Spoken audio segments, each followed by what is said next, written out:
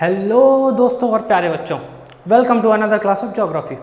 Okay, तो बच्चों पहले आपने कुछ वीडियोस में देखा कि मैंने आपको प्लैनेट्स के बारे में बताया था।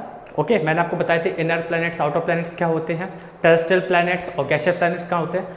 आज हम प्लैनेट्स के बारे में कुछ और डिटेल्स में जानने वाले हैं, कुछ उनके और फैक्ट्स देखने वाले हैं। ठीक है, तो वन बाय वन प्लैनेट्स को देखेंगे और मैंने इस वीडियो को दो पार्ट्स में डिवाइड किया हुआ है। पहले हम इनर प्लैनेट्स के बारे में जानेंगे, उसके बाद हम आउटर प्लैनेट्स को देखेंगे। ठीक है, और एक और बात, जिन लोगों को ये नहीं पता कि इनर प्लैनेट्स और आउटर प्लैनेट्स क्या होते हैं, टेरेस्ट्रियल प्लैनेट्स और गैसियस प्लैनेट्स क्या होते हैं, वो पहले मेरी वो वाली वीडियो देख कर आए। मैं उसका लिंक आपको आई बटन में दे दूंगा। Okay, so let's get started.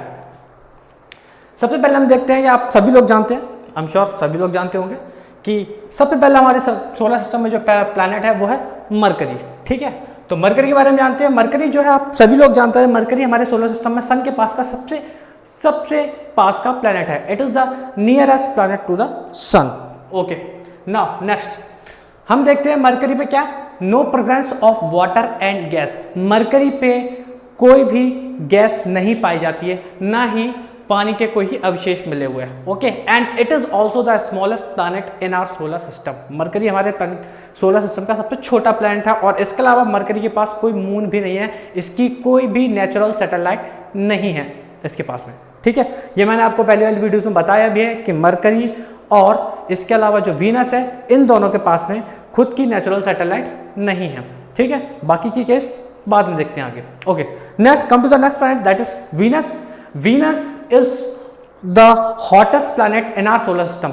जबकि पास में सबसे ज्यादा कौन है, मरकरी, लेकिन ये हॉटेस्ट नहीं है, वीनस सबसे ज्यादा हॉटेस्ट है। क्यों? इसका रीजन है बिकॉज ऑफ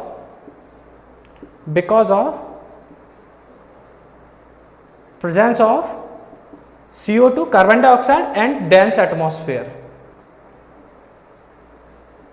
भाई वीनस पे जो है ना वो बहुत ही ज्यादा डेंस क्लाउड्स होते हैं। ठीक है, अब देखो इसका रीजन समझो जरा, ये हॉटेस्ट प्लैनेट क्यों है।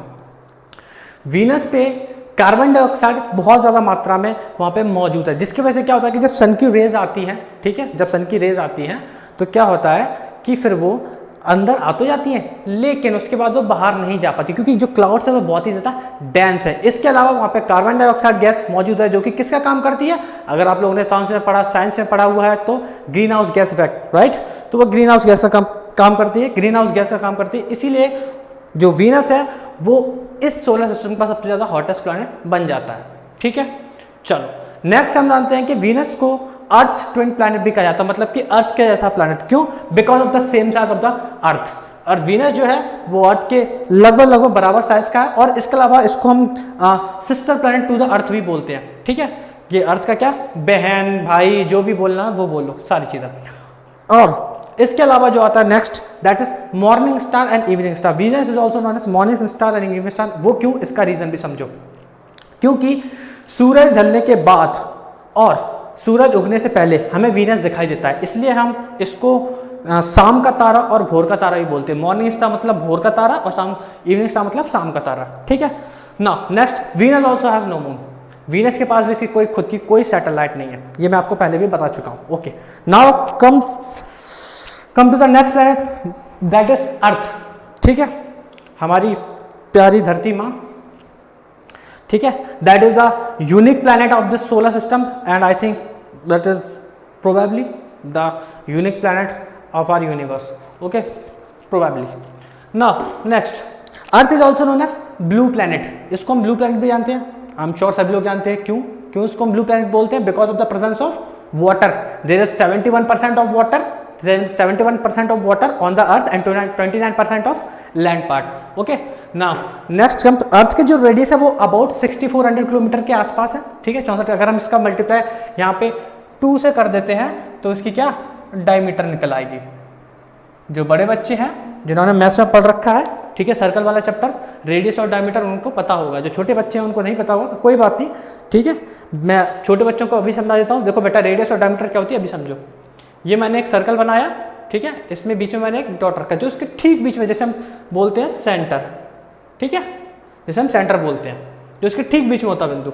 और यहाँ से आप यहाँ तक की जो डिस्टेंस जो मेजर करोगे ना, इसी को हम बोलते हैं रेडियस। ठीक है, और जो आप पूरी डिस्टेंस मेजर करोगे ना इस पॉइंट से लेके इस पॉइंट तक की, एंड तक की, तो ये हो जाती है पूरी डायमीटर, ठीक है।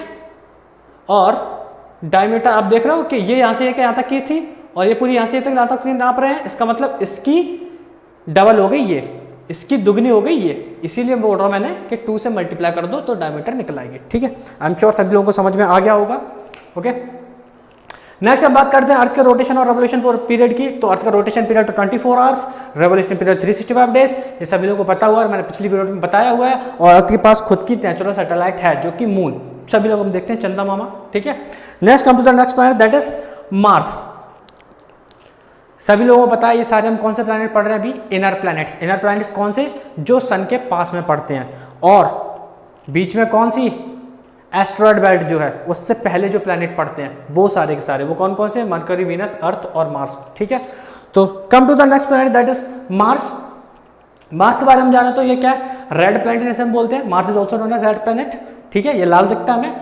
और इसके अलावा मार्स में कोई भी एटमॉस्फेयर नहीं है, एटमॉस्फेयर की कोई भी प्रेजेंस नहीं है। इसके अलावा मार्स पे हमें वाटर के कुछ एविडेंसेस मिले हैं, साइंटिस्ट को वाटर के कुछ एविडेंसेस मिले हैं मार्स पे, ठीक है। इसके अलावा मार्स पे 2 सैटेलाइट है मार्स की खुद की, ठीक है, फोबोस एंड डीमोस, ये मैं आपको पहली वीडियोस में भी बता चुका हूँ, ठीक है। और आपको ये भी पता है इसकी सबसे जो सैटेलाइट्स हैं वो किस प्लैनेट के पास में है, जुपिटर, ठीक है। और उन सैटेलाइट में सबसे बड़ी जो सैटेलाइट है वो कौन सी है, आई एम श्योर लीजेंड समझ गए होंगे, ठीक है, थैनोस का घर, ओके।